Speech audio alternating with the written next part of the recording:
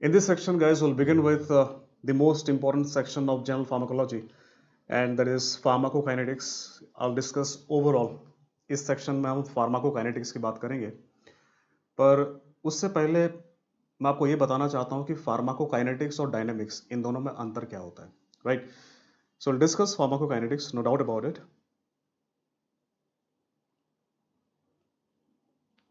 Pharmacokinetics and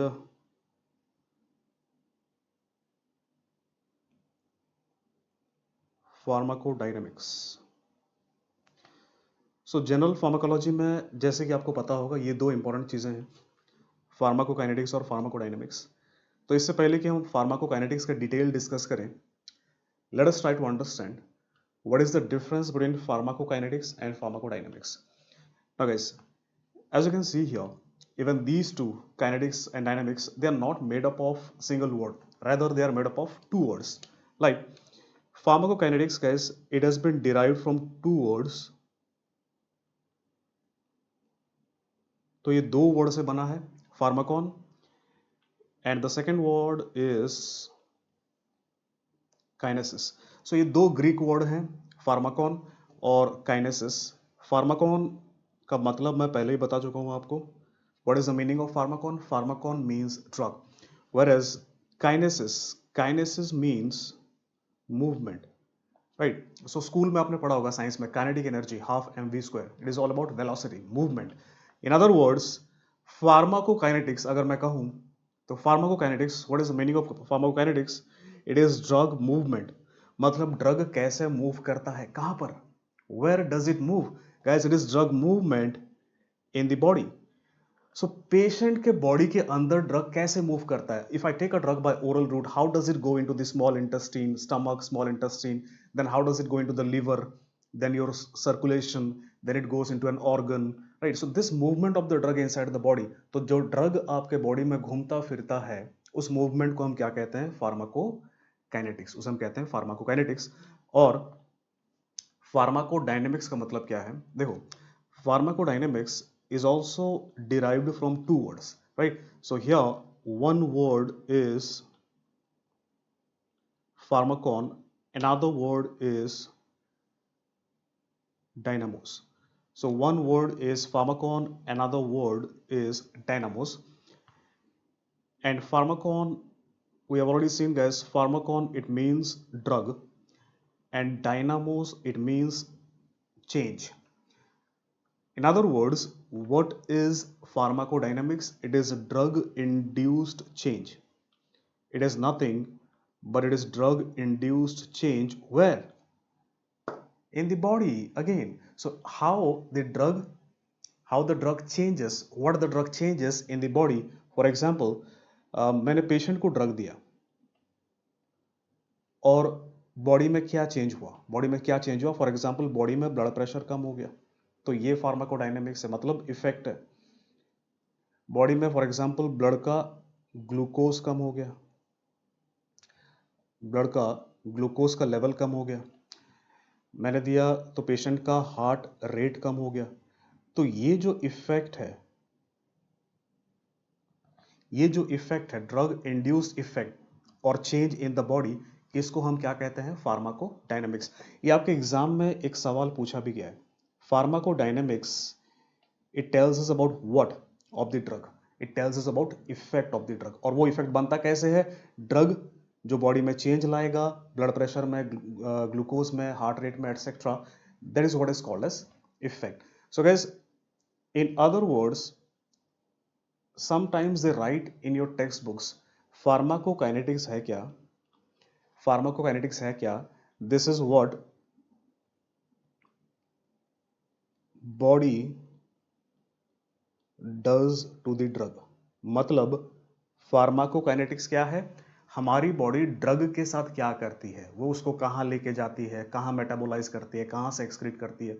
so drug के साथ क्या करता है हमारा बॉडी, उसे हम कहते हैं pharmacokinetics. whereas pharmacodynamics is what the drug does to the body. मतलब ड्रग हमारे बॉडी के साथ क्या छेड़छाड़ करता है, क्या इफेक्ट बनाता है हमारे बॉडी में। सो ये सिंपल वर्ड्स में, ये भी आपके एग्जाम में एमसीक्यू आज तक पूछे तो नहीं है, पर आगे पूछ सकते हैं कि what body does to drug is known as what, pharmacokinetics. What drug does to body is known as what, pharmacodynamics. So guys, this is your simple classification of pharmacokinetics and dynamics. Come on, let's once again revise. What is pharmacokinetics? Pharmacokinetics is drugs movement in the body, or it is what the body does to the drug. Whereas what is pharmacodynamics? It is drug induced change in the body in the form of an effect. In other words, what is pharmacodynamics? It is what drug does to the body, right guys? So to make you this understand even in more simpler terms, what am I gonna do here? I'll give you a very simple example, right? See, follow me. Suppose there is a drug which is given by oral route. तो मैंने एक drug दिया oral route से, एक patient को मैंने drug दिया oral route से. Now when I give this drug by oral route, what is the first thing that happens with this drug when it is given by oral route? The first thing that happens is called as absorption. So drug आपने दिया, सबसे पहले वो आपके intestine में जाएगा और वहां से क्या होगा, एब्जॉर्ब होगा. तो आपके आंतड़ियों में से, from the intestine the drug gets absorbed, और ड्रग एब्जॉर्ब हो करके पहुंचता कहां पर है? It reaches to your systemic circulation. Systemic circulation मतलब आपका जो आर्टरियो वीनस सर्कुलेशन है, राइट? तो आपके जो आर्टरियो वीनस सर्कुलेशन है, आपके सिस्टमिक सर्कुलेशन कहते हैं, वहां पर पहुंचता है. अब देखिए, drug has reached to the systemic circulation, और यहां पर आने के बाद वो एक जगह काम करेगा, इफेक्ट बनाएगा, वो दूसरी बात है. But drug from here on it can get distributed into different organs. तो सिस्टमिक सर्कुलेशन में जाने के बाद ड्रग आपके अलग अलग ऑर्गन्स में जा सकता है. जैसे कि सपोज कुछ ड्रग आपके एडिपोस टिश्यू में चला गया. एडिपोस टिश्यू मतलब आपके जो चर्बी होती है बॉडी में, फैट सेल्स होता है चर्बी, तो एडिपोस टिश्यू में चला गया. कुछ आपके लिवर में चला गया, कुछ आपके मसल में चला गया. तो ये जो ड्रग आपके सिस्टमिक सर्कुलेशन में से बाहर निकल के इन ऑर्गन्स में जमा हो रहा है. This drug which is moving out of the systemic circulation and getting distributed into different organs and tissues, this is what is called as drug distribution. तो देखो फिर से देखते हैं अब तक हुआ क्या है. मैंने एक ड्रग दिया ओरल रूट से, I've given a drug by oral route. That drug gets absorbed into systemic circulation. From systemic circulation, the drug begins to move into different organs and tissues. That is called as drug distribution. तो ऐसा तो नहीं है कि सारा का सारा drug distribute हो जाएगा भाई, कुछ तो रहेगा ना सिस्टमिक सर्कुलेशन में. और जो रहेगा ड्रग, जो आपका रिमेनिंग ड्रग है सिस्टमिक सर्कुलेशन में, अब जो ड्रग बच गया, remaining drug. Now what happens with this drug? This drug binds to a particular target. तो एक टारगेट पे बाइंड करेगा, जो रिसेप्टर हो सकता है, एंजाइम हो सकता है, और वहां पे बाइंड करके इफेक्ट बनाएगा. इफेक्ट क्या हो सकता है, पहले ही बताया मैंने आपको. इफेक्ट क्या हो सकता है, ब्लड प्रेशर में कम हो सकता है, ब्लड ग्लूकोज कम हो सकता है, हार्ट रेट कम हो सकता है, right? So these are the effects. There can be decrease in blood pressure, blood glucose और heart rate, right? So this effect would be seen. Now guys, think one thing, that most of the drugs which bind to the target, the binding is reversible or it is irreversible. मतलब ज्यादातर drugs जो target से bind करते हैं वो हमेशा के लिए बाइंड करके वहीं चिपक के रह जाते हैं, या कुछ देर के लिए बाइंड करते हैं और फिर वापस आ जाते हैं. क्या लगता है आपको? सोचिए जरा, फिर मैं बताऊंगा आपको. ध्यान से सोचिए. देखिए, I know most of you might be right that most of the drugs they bind to the target and then they get out of it. मतलब ज्यादातर ड्रग्स का जो बाइंडिंग है वो रिवर्सिबल होता है. सो रिमेनिंग ड्रग टारगेट से bind करेगा, इफेक्ट बनाएगा, और उसके बाद ये रिमेनिंग ड्रग वापस कहां पे आ जाएगा? सिस्टमिक सर्कुलेशन में, राइट? सो वापस इफेक्ट बनाएगा, सिस्टमिक सर्कुलेशन में वापस आएगा, और जैसे पहले डिस्ट्रीब्यूट हुआ था, as it was getting distributed earlier, the drug can get distributed once again. So ये दोबारा डिस्ट्रीब्यूट हो रहा है. So I cannot call it drug distribution. खुद सोचो, You think yourself, if a drug is getting distributed again, what is the term that I should use? Guys, in this case, I'll be using a term that is called as redistribution. तो ये difference आपने समझना है कि distribution और redistribution में क्या अंतर होता है. इसे हम कहते हैं रीडिस्ट्रीब्यूशन. और रीडिस्ट्रीब्यूशन जो ड्रग्स का होता है वो सब ड्रग्स का नहीं होता. फॉर रीडिस्ट्रीब्यूशन एक चीज आपको पता होना चाहिए, only those drugs which are highly lipid soluble, right? So redistribution होने के लिए ड्रग का क्या होना जरूरी है? The drug must be very high lipid soluble drug. दूसरा, अगर एक ड्रग का रीडिस्ट्रीब्यूशन होता है तो वो बहुत is very short acting. So drugs which undergo redistribution they are very short acting. तो ये दो पॉइंट्स है जो इन पे क्वेश्चंस आपको आने वाले समय में, जिसे हम कहते हैं पीक्यू, प्रोस्पेक्टिव क्वेश्चन, आपको आने वाले समय में आ सकते हैं, राइट? सो एग्जाम्पल, एनेस्थीसिया में एक ड्रग यूज होता है थायोपेंटोन. तो थायोपेंटोन का बहुत ज्यादा रीडिस्ट्रीब्यूशन क्यों है? Why thiopentone undergo significant redistribution? It is because it is very highly lipid soluble, number one. Number two, it is very short acting because of what? Redistribution. तो redistribution में दो तीन बातें हैं जो आपको पता होना चाहिए. अब वापस चलते हैं अपने यहाँ पे. देखो, जो रिमेनिंग ड्रग है आपके सिस्टमिक सर्कुलेशन में या प्लाज्मा में, वो जा जाकर आपके टारगेट पे काम कर रहा है, इफेक्ट बना रहा है. पर इसी के साथ ये जो रिमेनिंग ड्रग है, जो कि कहाँ है? This remaining drug, where is it located? Systemic circulation. Systemic circulation में क्या है? ब्लड है, ब्लड में डिसॉल्व है. और ये जो ब्लड है सिस्टमिक सर्कुलेशन में, आपको पता है एक ऑर्गन के थ्रू जाता रहता है, लिवर. सो आपको पता है कि blood which is present in our systemic circulation, it passes through all the organs. Blood goes to liver, kidney, brain. But when it goes through liver, there is something that happens with the drug in liver. तो जैसे जैसे drug liver के through जाएगा, वैसे वैसे liver में drug के साथ दो बातें होंगी. सो लिवर में लिवर ड्रग के साथ क्या करेगा? यहाँ पे एक, ड्रग को क्या करता है? It breaks down. मतलब लिवर से जैसा ही ड्रग जाएगा, बिकॉज लिवर के पास क्या है? लिवर के पास एंजाइम्स हैं जो कि ड्रग को तोड़ते हैं, मेटाबोलाइज करते हैं. सो ड्रग को तोड़ देगा और टूटने के बाद ड्रग को क्या बना देगा? वाटर सॉल्युबल बना देगा. सो कम ऑन गाइस, ड्रग जो कि सिस्टमिक सर्कुलेशन में है, drug which is present in systemic circulation, it is gradually passing through the liver. और जैसे ही वो लिवर से पास करेगा, लिवर क्या कर देगा? उसको तोड़ देगा. तोड़ने के बाद क्या करेगा? उसको क्या बना देगा? वाटर सॉल्युबल बना देगा. और ये जो दो चीजें हैं जो ड्रग के साथ हो रहा है लिवर में, इसे हम क्या कहते हैं?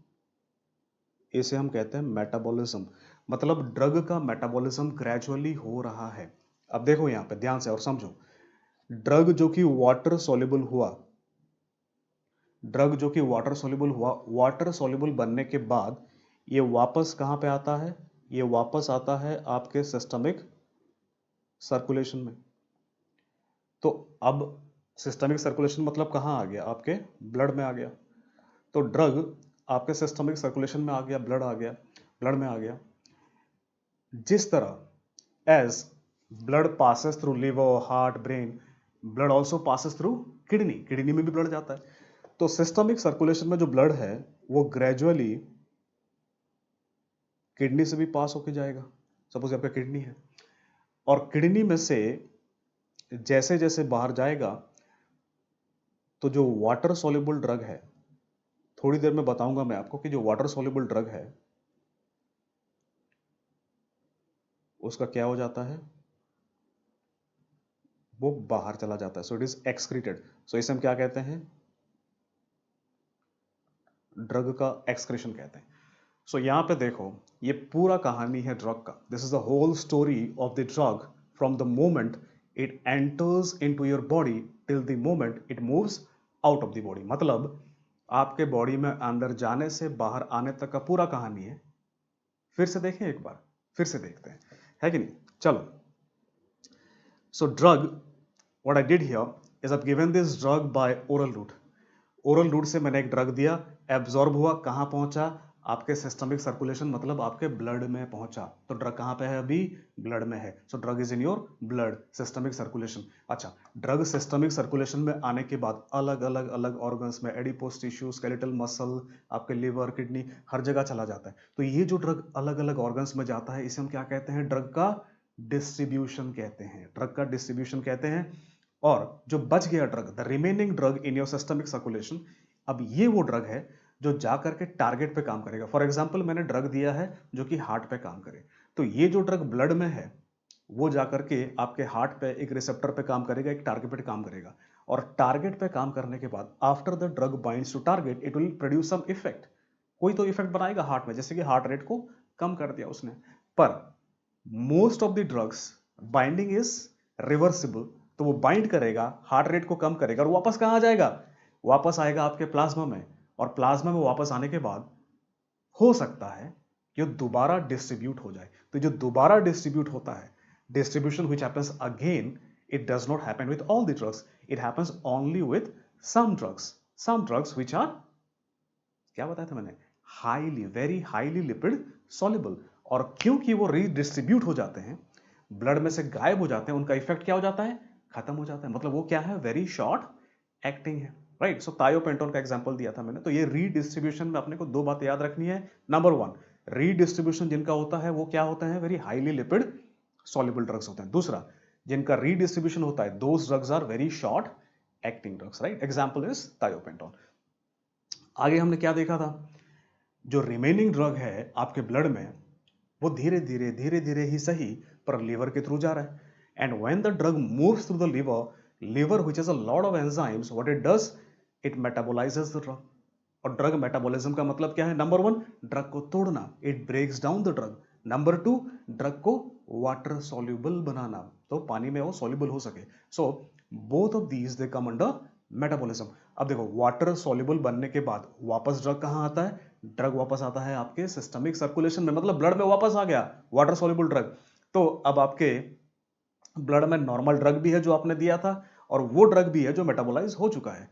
अब ब्लड उन ड्रग्स को लेकर के जाएगा किडनी के पास, और किडनी से कहेगा भैया ये वाटर सॉल्युबल बन चुका है, कृपया इसको बाहर फेंक दीजिए।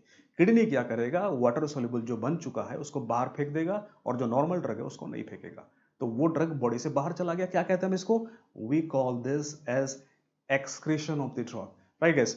सो अब अपने को ये पता लगाना है कि भाई ये जो कहानी मैंने यहां पर सुनाया आपको, the story that I have woven around here, what you need to find out is where is pharmacokinetics and where is pharmacodynamics. So guys, see here, what did I say earlier, pharmacokinetics is all about what, pharmacokinetics is all about drugs movement. So let us see, let us try to find out where is the drug moving around here.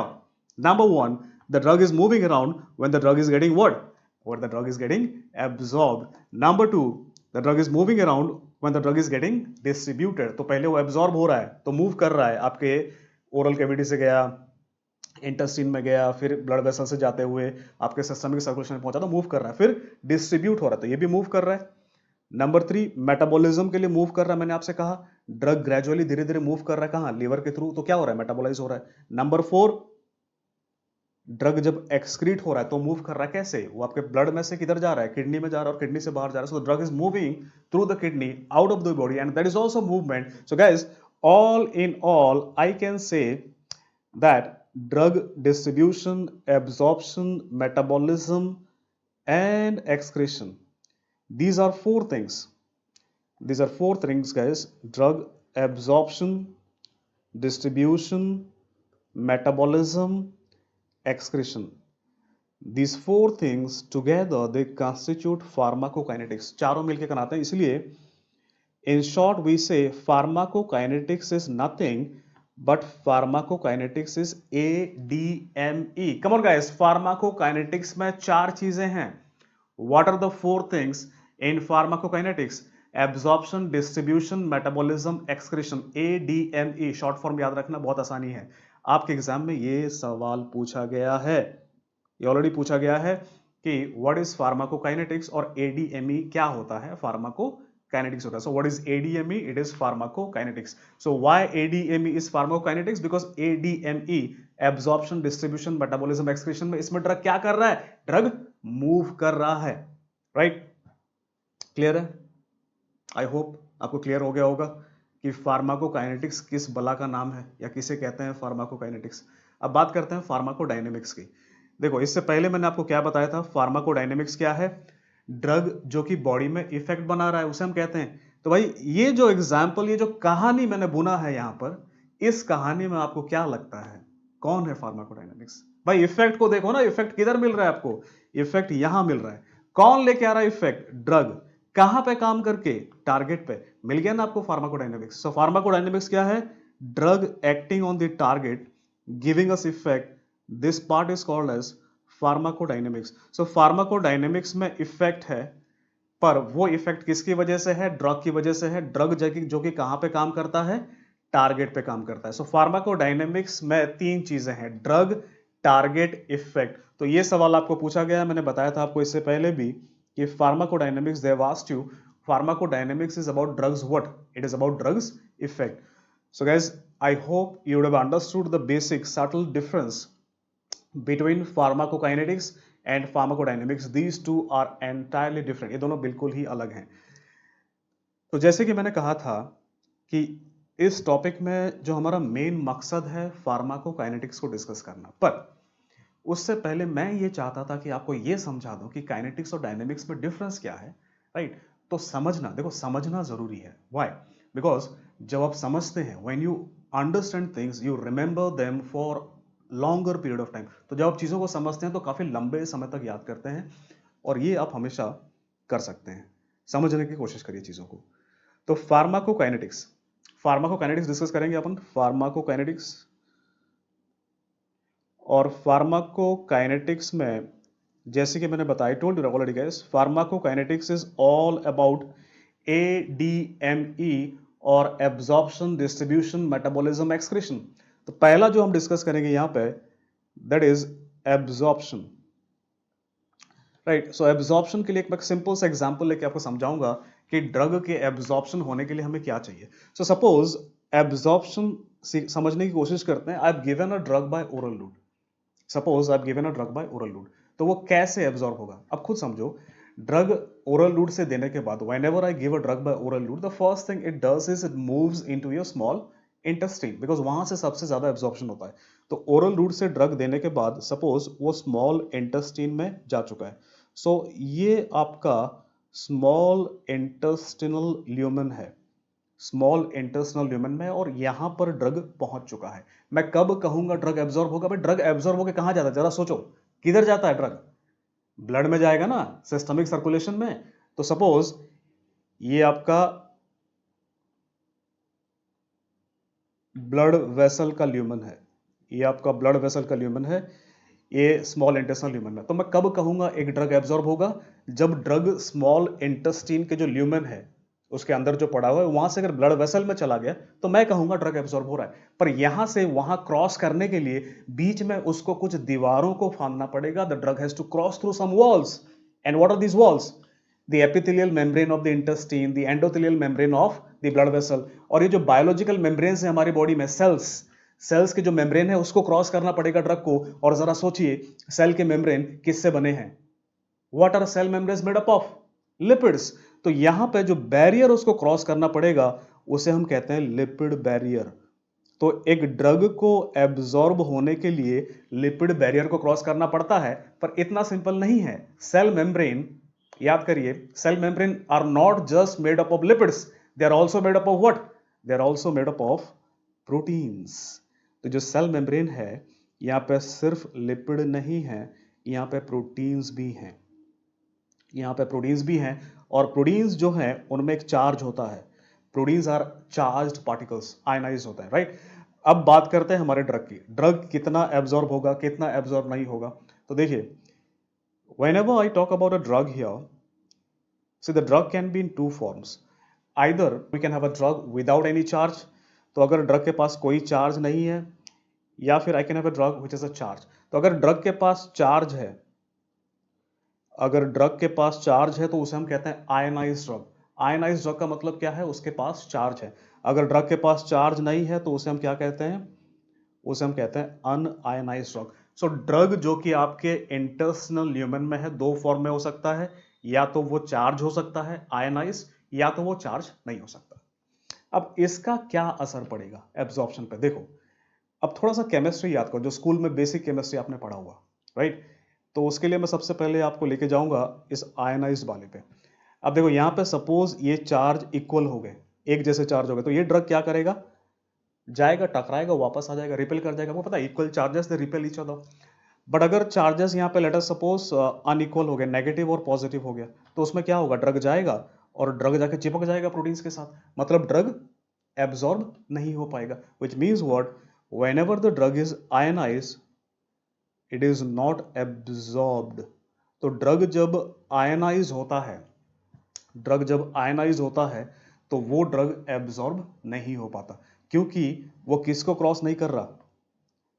वो lipid barrier को cross नहीं कर पा रहा। मतलब एक जो ionise drug है, मैं क्या कहूंगा, वो लिपिड में सॉल्युबल है कि नहीं? ऑब्वियसली लिपिड इनसॉल्युबल है, तो आयनाइज ड्रग लिपिड के थ्रू जा नहीं पाता, इसलिए एब्जॉर्ब नहीं होता। तो मैं क्या कहूंगा? लिपिड इनसॉल्युबल है, या फिर उसको हम क्या कहते हैं? वाटर सॉल्युबल कहते हैं। सो आयनाइज ड्रग कह सकते हो आप, लिपिड इनसॉल्युबल कह सकते हो, वाटर सॉल्युबल कह सकते हो, या फिर इसको पोलर कह सकते हो। तो अलग अलग वर्ड्स हैं जो आपके एग्जाम में आ सकते हैं। या फिर इसको हाइड्रोफिलिक कह सकते हो। हाइड्रोफिलिक मतलब जो पानी से प्यार करता है। So lipid insoluble, water soluble, polar, hydrophilic, ये सब एक ही चीजें हैं। तो जब ये चीजें होंगी तो ड्रग एब्जॉर्ब नहीं होगा। दूसरी तरफ अगर अगर मेरे ड्रग के पास कोई चार्ज नहीं है, ड्रग मेरा अनआयनाइज है, तो इसको रोकने वाला कोई नहीं है, तो ये जो ड्रग है ये आराम से चला जाएगा उस तरफ, and the drug is absorb. तो आपका जो ड्रग, तो जो ड्रग डी था, जो ड्रग डी इधर था, वो ड्रग डी इधर को आ गया, एब्जॉर्ब हो गया।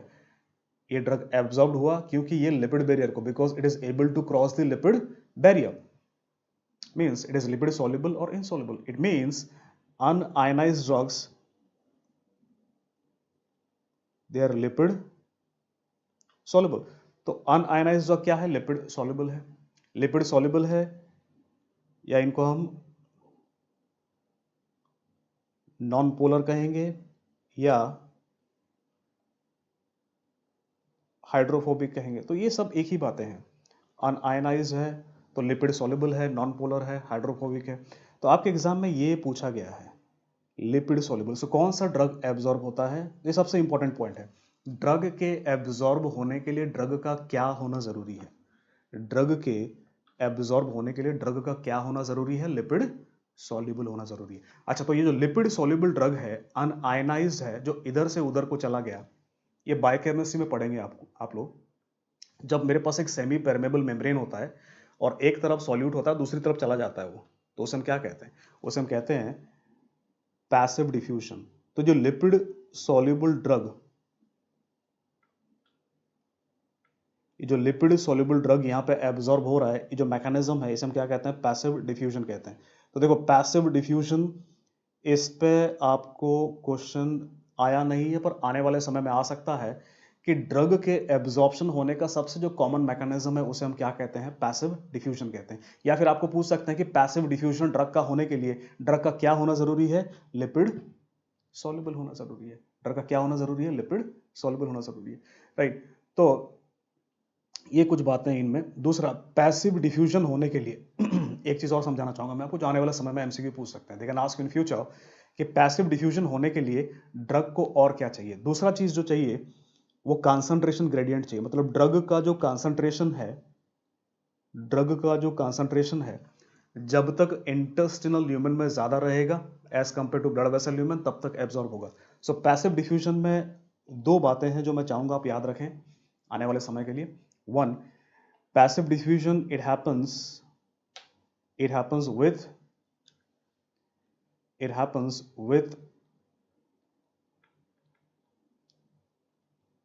concentration gradient, और इसके होने के लिए एनर्जी या ATP is not required, right?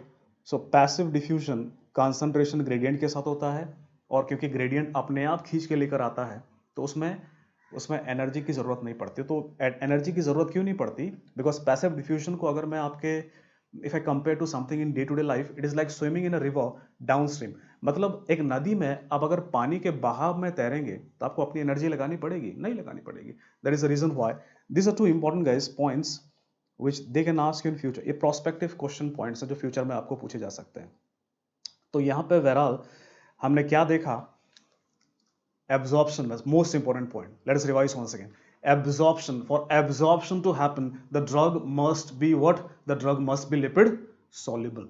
Lipid soluble. And lipid soluble drugs, they're absorbed by a mechanism. What is that mechanism? That mechanism is called as passive diffusion. It is called as passive diffusion.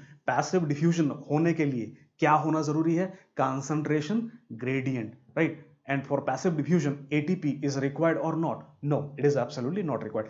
On the other hand, whenever the drug is ionized or lipid insoluble or water soluble or polar or hydrophilic, मतलब ये absorb नहीं हो रहा, मतलब आपके intestine में पड़ा हुआ ये, और ये क्या होगा? स्टूल से बाहर चला जाएगा बॉडी से। मतलब ये किसके लिए चाहिए? एक्सक्रीशन के लिए चाहिए गाइस। तो ये सेकंड इंपॉर्टेंट पॉइंट है जो आपको याद रखना है। ज्यादातर ऑप्शंस में वाटर सॉल्युबल होता है। मतलब drugs, for drugs excretion I want the drug to be water soluble, but for drugs absorption I want the drug to be lipid soluble. तो ये बेसिक कॉन्सेप्ट है, ये बेसिक चीज है जो आपके एग्जाम में एमसीक्यू पूछा जाता है। तो मैं आपको सिंप्लीफाई कर देता हूं। ऊपर जो भी बताया मैंने आपके समझने के लिए, whatever I described above is just to make you understand, but the two take away points is for absorption I want the drug to be lipid soluble, whereas for excretion I want the drug to be water soluble. So absorption में ये दो बातें भी अगर आप याद रखेंगे तो काम चल जाएगा। बाकी जो मैं समझाता हूं आपको, समझाना मेरा काम है, बिकॉज मैं ये चाहता हूं कि आप चीज़ों को लंबे समय तक याद रखें। तो अगर आप समझेंगे तो हमेशा याद रखेंगे, right? So guys, if you understand things you will always remember them for eternity. That is why I my focus on making you understand things. Alright guys, so this is about absorption. Now one more thing I'd like to tell you here, which they can ask you in future, is how to know the drug would be ionized or unionized. मतलब ये कौन decide करता है कि भाई जो drug होगा वो वाटर सॉल्युबल होगा या लिपिड सॉल्युबल होगा? तो देखो, ड्रग अनआयनाइज्ड या लिपिड सॉल्युबल होगा, या ड्रग आयनाइज्ड और वाटर सॉल्युबल होगा। दो चीजें हैं, ड्रग अनआयनाइज्ड होगा, लिपिड सॉल्युबल होगा, या आयनाइज्ड वाटर सॉल्युबल होगा। It depends upon two things, और it depends upon two pH. तो दो तरह के पीएच पे डिपेंड करता है। कौन से दो पीएच हैं? One is drug pH. So देखो, हर ड्रग का अपना पीएच होता है। So drug can be acidic और बेसिक। दूसरा जो पीएच है वो मीडियम का पीएच है। मीडियम का पीएच मतलब कहां पर ड्रग है। फॉर एग्जांपल, मीडियम का पीएच मतलब क्या होता है? अगर मेरा ड्रग स्टमक में है तो स्टमक में द पीएच इज एसिडिक। अगर मेरा ड्रग स्मॉल इंटेस्टाइन में है तो वहां पे the pH is basic. Drug can also be acidic और basic. So basic chemistry, chemicals कैसे होते हैं? या तो एसिडिक होते हैं या बेसिक होते हैं। So drug can be either acidic और basic. PH in your GIT, gastrointestinal tract, can be either acidic और बेसिक। तो ये दोनों मिलकर डिसाइड करते हैं कि ड्रग क्या होगा, लिपिड सॉल्युबल होगा या वाटर सॉल्युबल होगा। कैसे? देखो, अगर ये दोनों पीएच सेम हो जाते हैं तो ड्रग क्या बन जाता है? अनआयनाइज्ड और लिपिड सॉल्युबल। अगर ये दोनों पीएच डिफरेंट हो जाते हैं तो ड्रग क्या बन जाता है? आयनाइज्ड या वाटर सॉल्युबल। मतलब फॉर एग्जांपल, अगर एक एसिडिक ड्रग बेसिक मीडियम में है या बेसिक ड्रग एसिडिक मीडियम में है तो ड्रग क्या होगा? पीएच अलग अलग होगा, ड्रग क्या हो जाएगा? वाटर सॉल्युबल या आयनाइज्ड। पर फॉर एग्जांपल, अगर बेसिक ड्रग बेसिक मीडियम में है तो इसमें क्या होगा? पीएच एक जैसे हो गए, and in this case the drug would be un-ionised और लिपिड सॉल्युबल। तो इसमें जो इंपॉर्टेंट चीज आपको याद रखना है कि for a drug to be lipid soluble होने के लिए पीएच क्या होना चाहिए? ये जो दो पीएच है, लिपिड सॉल्युबल होने के लिए दो पीएच क्या होना चाहिए? सेम होना चाहिए। वाटर सॉल्युबल होने के लिए ये दोनों पीएच क्या होना चाहिए? डिफरेंट। सो पीएच अगर एक साथ जा रहे हैं, पीएच अगर सेम है, ड्रग क्या होगा? लिपिड सॉल्युबल होगा, वो भी एब्जॉर्ब हो जाएगा ड्रग। पर अगर पीएच अलग अलग है तो ड्रग क्या हो जाएगा? Water soluble. तो एक बेसिक चीज है जो आपके एग्जाम में आगे चल के आपको सवाल पूछ सकते हैं वो। तो देखो यहाँ पे अगर मैं एब्जॉर्प्शन की बात करूं, सो ओरल रूट से एब्जॉर्प्शन सबसे ज्यादा और सबसे फास्ट कहां से होता है? एक सवाल आता है आपको। देखो ये it happens in the small intestine, why not in stomach for example? तो स्टमक में ज्यादा एब्जॉर्प्शन क्यों नहीं होता, ज्यादा जल्दी क्यों नहीं होता, स्मॉल इंटेस्टाइन में ज्यादा क्यों होता है? बिकॉज जो सबसे सबसे लंबा ऑर्गन जीआईटी में पता है कौन सा है? सबसे लंबा ऑर्गन जीआईटी में स्मॉल इंटेस्टाइन है। which means what? Small intestine in your GIT, it has the largest surface area। Surface area जहां पर ड्रग एब्जॉर्ब होगा, तो ज्यादा सरफेस एरिया होगा, मतलब ज्यादा जल्दी उसको एब्जॉर्प्शन होने का मौका मिलेगा, प्लस ज्यादा ड्रग एब्जॉर्ब होगा। अब क्वेश्चन की बात करते हैं। Fastest absorption bye oral root happens in which organ? ये आपके एग्जाम में पूछा गया था and your answer was small intestine, right?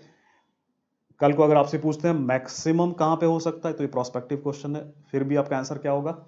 Small intestine. Third आपको ये पूछ सकते हैं स्मॉल इंटेस्टाइन में ड्रग के एब्जॉर्ब होने का सबसे इंपॉर्टेंट रीजन क्या है? That is maximum surface area. तो ये एक प्रोस्पेक्टिव क्वेश्चन है, पूछा नहीं गया बट पूछ सकते हैं, right guys? So this are facts which are related to absorption. These are facts that are related to absorption.